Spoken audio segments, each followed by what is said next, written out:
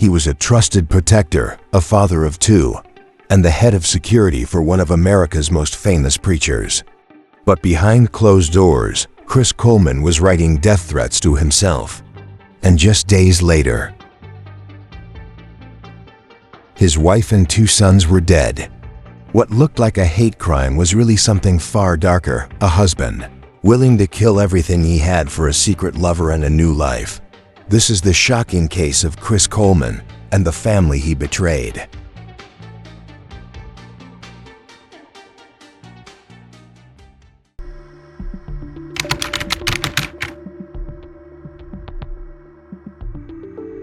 Chris Coleman appeared to have it all: a beautiful wife, Sherry, two healthy boys, and a promising career as the head of security for celebrity preacher Joyce Meyer. Their home in Columbia, Illinois, was nestled in a quiet, safe neighborhood. People knew them as a loving Christian family. Sherry was known for her charm and warmth. She posted family photos, supported her husband's work, and raised their sons Garrett 11 and Gavin 9 with joy. Chris, a former Marine, had landed a high-paying job with the Joyce Meyer Ministries. He was tasked with protecting one of the most influential religious figures in the U.S. From the outside, the Colemans seemed like a model suburban family living the American dream. But behind closed doors, something darker was growing. Chris had begun a secret affair with Tara Lintz, a friend of Sherry's from Florida.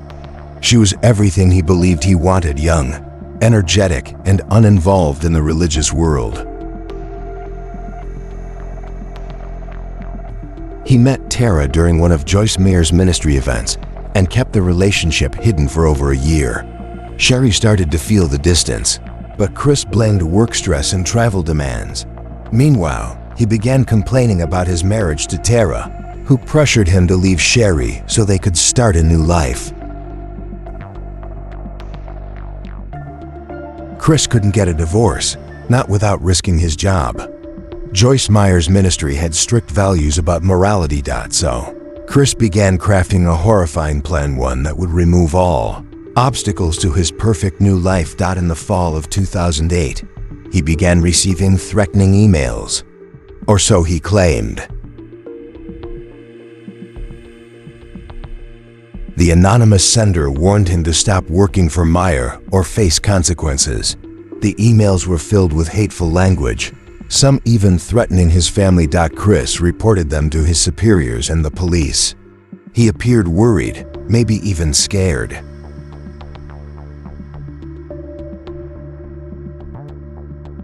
But investigators would later discover the truth.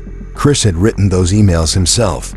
He used a fake email account and timed the messages to build a credible threat scenario. All the while, he continued the charade of the concerned father and husband, smiling in family photos. By early 2009, the fake threats escalated. But no one expected what would come next. On the morning of May 5, 2009, Chris left home early for the gym, texting Sherry along the way. He claimed she didn't answer, which worried him. He asked a neighbor to check on the house. That neighbor entered through an unlocked window and made a grim discovery.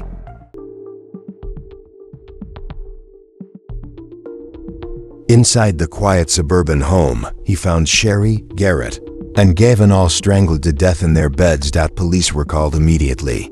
The neighbor told them what he saw. It wasn't a break-in, it was a massacre. When Chris arrived at the scene, he collapsed in the front yard, wailing and shaking.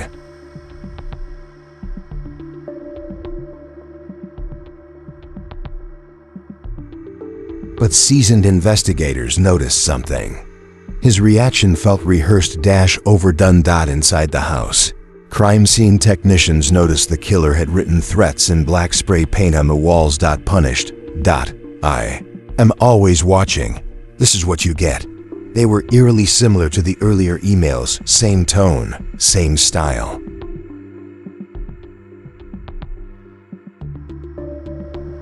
Sherry was strangled in her bed. The boys, in separate rooms, met the same fate. Their small bodies showed signs of struggle. There were no signs of forced entry. No defensive wounds on Chris. No evidence of another intruder. The house was locked from the inside. The timeline didn't add up.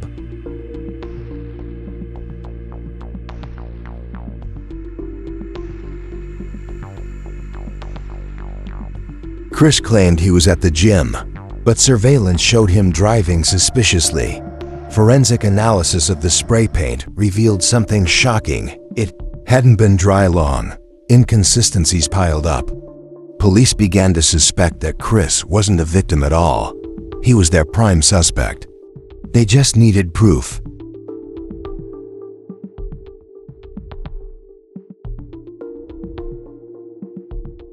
Detectives dug deeper into Chris's life.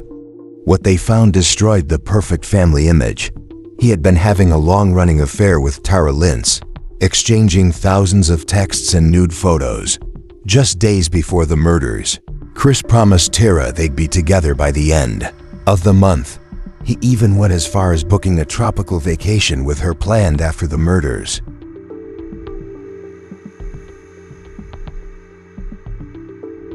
Tara, when questioned, was stunned. She believed he was in the process of divorcing Sherry. She had no idea he had plotted their deaths, or that he had written the threatening emails. Investigators traced the fake email account back to Chris's laptop. The evidence was damning. He had created the threats himself, sent them using his own router, and tried to delete the digital trail.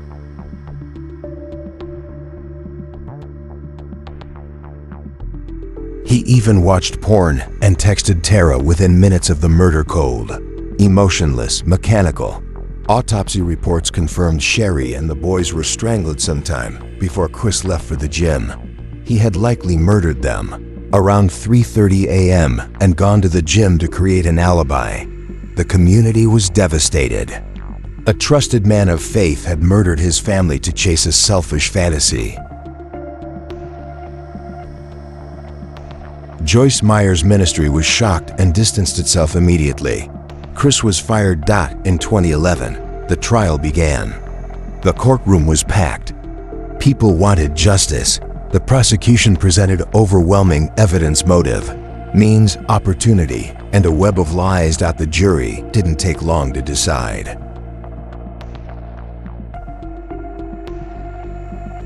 Chris Coleman was found guilty on all counts 3. Charges of first-degree murder. He was sentenced to life in prison without the possibility of parole. The judge called it one of the most premeditated and selfish acts he had ever seen. Chris didn't speak. No apology, no remorse. Just silence. He now lives behind bars, locked away in a maximum security prison.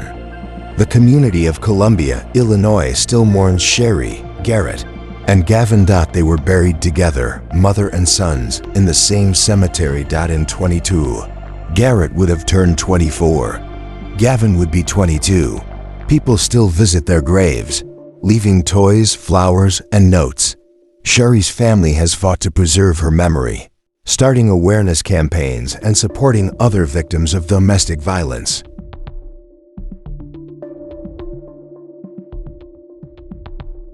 Chris tried to appeal his sentence but was denied. The evidence is overwhelming. To this day, Tara Lintz has disappeared from the public eye. Her life shattered by the truth. Chris traded the lives of his family for lust and control, and the world will never forget. This case is more than murder, it's betrayal. In its purest form, he tried to rewrite his life with lies. But the truth caught up. And now, every day, he wakes up in a prison of his own making.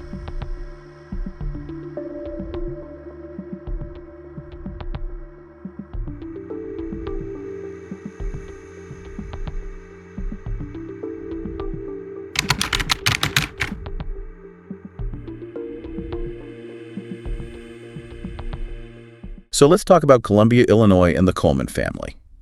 Chris, Cherie, Garrett, and Gavin. On the surface, it really did look like the perfect American picture, didn't it? It really did. You had Chris Hugh with this very public-facing job, head of security for Joyce Meyer Ministries. Yeah, quite prominent. And then Shuri, who seemed like this completely devoted wife and mother, active online, part of the community. It's that contrast, isn't it? The image versus what might be underneath. That flawless exterior that, well, sometimes hides something really quite wrong. Absolutely. I mean, all the signs outwardly, they pointed to stability, happiness, good job, nice family, quiet town life. But as we know, what happens behind closed doors can be starkly different. Right. So for this deep dive, we're not just going to recount the tragedy. We want to actually try and pick apart that facade, understand the pressures, the secrets, the turning points maybe. Yeah, what led to this devastating outcome? Yeah. Exactly. Get beyond the headlines and really dig into what the source material tells us about how this seemingly normal life just completely imploded. And the sources, they give us a pretty disturbing but fascinating window into that. You've got the public image, which was clearly crafted to some extent, right. And then you have the intimate details of what was actually going on. So let's set that initial scene a bit more. Columbia, Illinois, Chris Coleman, his job with Joyce Meyer Ministries gave him a certain standing, right? Trust within that community. Definitely. And Shuri, by all accounts, very involved with the boys. Garrett, who was 11, and Gavin, 9. Active online, seemed supportive. It just looked like a solid family. The sources really paint that picture of normalcy. A Christian family, well-liked, well-regarded. His job securing a major religious figure definitely added to that respectable image. But then things start to, fracture. The sources bring in Tara Lentz. Right. Younger, described as energetic, and importantly, kind of outside that religious world the Colemans lived in. How did they even connect? Well, interestingly, it seems they actually met through a Joyce Meyer Ministries event. Oh, wow. Yeah. And this affair, it wasn't brief. It went on for over a year. That's a long time to maintain that kind of deception. It really highlights a growing distance between Chris and Shuri. And Shuri obviously felt it. The document suggests she sensed something was off with Chris. Yeah. What was he telling her? What were the excuses? Oh, the kind of familiar ones. More work stress, lots of travel, standard smoke screens, really, when someone's hiding something like that. But what's really telling is, at the same time, he's talking to Tara, and he's painting a totally different picture to her, complaining about the marriage, basically setting the stage for a future without Shuri. Which leads to this pressure point, right? Yeah. Tara was apparently pushing him to leave Shuri. Yeah, seems so. But for Chris, divorce wasn't simple.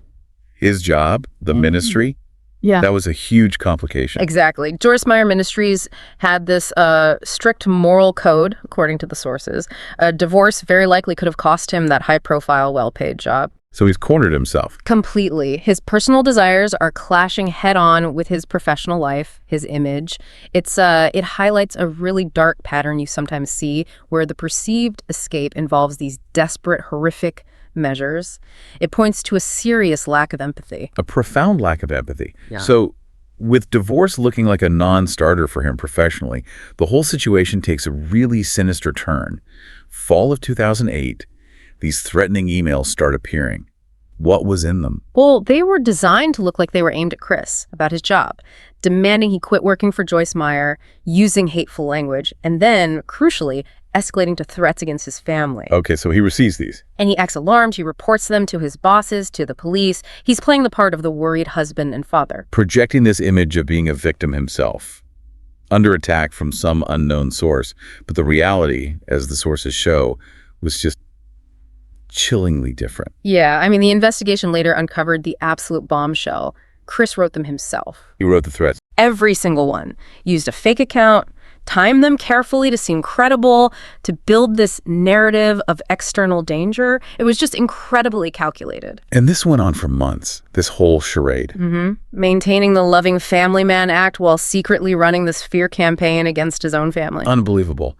And then the sources say these fake threats ramped up in early 2009, leading right up to May 5th. Can you walk us through that morning? The timeline we have shows Chris leaving for the gym very early. He sends a text to Shuri, claims later it went unanswered, making him worry. Right. Then he calls a neighbor, asks them to check on the house. He's carefully building this narrative, setting the stage for the discovery. And what the neighbor found, Yeah. it was just horrific. Yeah. The neighbor gets in through an unlocked window, which is a key detail in itself, Right. and finds Shuri, Garrett, and Gavin all strangled in their beds. The sources are very clear. This wasn't a break-in gone wrong. It was a massacre inside their own home. And then Chris gets to the scene. How did he react? The sources mentioned it was quite dramatic. Highly dramatic, collapsing, loud wailing. But the investigators watching him, they felt it was unsettling. Oh, so? The term rehearse comes up, like it was maybe a performance, anticipating how a grieving husband should act. I see. And then inside the house, there's spray paint. Threats like, punished, I am always watching, this is what you get. And the language, the tone, it was immediately reminiscent of those emails. Very suspicious. Let's break down the crime scene itself. Cherie and the boys strangled, separate rooms, no forced entry.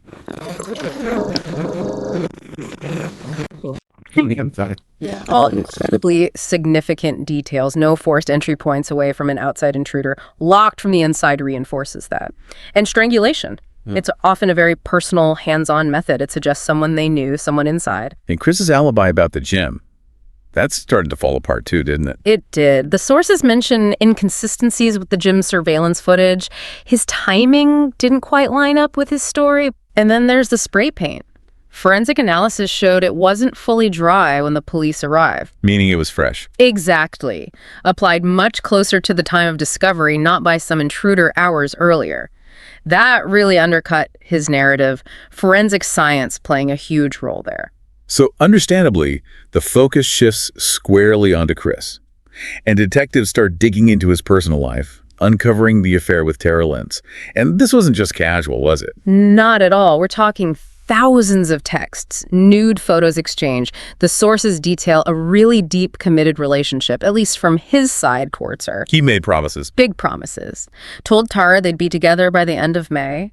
He'd even booked a tropical vacation for them for after the murders. Wow. That points strongly towards premeditation, planning to eliminate his family to start over. It certainly looks that way, a chilling level of planning. What about Tara's reaction when she found out the truth about everything? The sources say she was completely shocked, devastated. Apparently, Chris had fed her a line about getting a divorce. She had no idea about the fake threats or, obviously, his murderous plans. She was manipulated, too, just in a different, terrible way. Another victim of his deceit. And the digital evidence, that really sealed his fate, didn't it? The emails. Absolutely. Investigators traced that fake email account right back to Chris's own laptop, his home network. Oh, boy. Yeah. The digital footprint showed him creating them, sending them, and then trying to delete the evidence afterwards.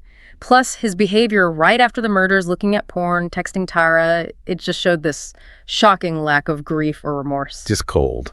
And the autopsy report, did that help clarify the timeline? It did. The sources suggest the autopsies placed the time of death around 3:30 a.m. Which fits the theory. Perfectly. It supports the prosecution's timeline. Murders committed, then he goes to the gym to create that false alibi. The impact on that community, Columbia, must have been just shattering, especially with his connection to Joyce Meyer Ministries. Oh, profound shock, grief. The forces really emphasized that. Joyce Meyer Ministries, understandably, acted very quickly, distanced themselves immediately, fired him. It wasn't just one family destroyed, it shook the whole community's sense of safety and trust. Then the trial in 2011. Packed courtroom, huge public interest. And the prosecution laid out a powerful case. Overwhelming evidence, really. They had the motive, wanting Tara without the mess of divorce and losing his job. They had the means, the opportunity, and they laid out all his lies, the emails, the alibi. The jury came back pretty quickly, guilty on all 3 counts of first-degree murder. Life in prison, no parole. The judge called his actions premeditated and selfish. And Chris himself, just silence. No remorse shown. None reported. Just that complete absence of feeling, which is maybe the most disturbing part of all. That level of self-centeredness is hard to comprehend. Even now, years later, people remember Cherie, Garrett, and Gavin. They're buried together. Yeah. There's a yearly remembrance. Cherie's family's done amazing work trying to help other victims keep their memory alive. Incredible strength from her family. Meanwhile, Chris's appeal was denied. Tara Lentz, understandably, vanished from public view. The aftermath really underscores the lasting devastation. A mother, 2 kids, gone. A family destroyed.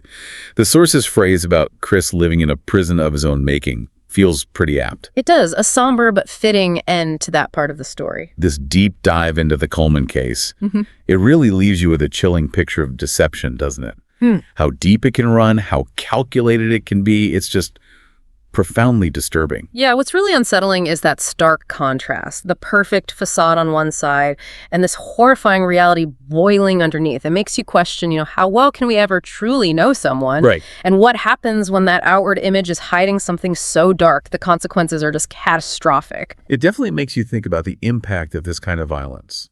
It's not just the victims. It ripples out through families, communities, for years.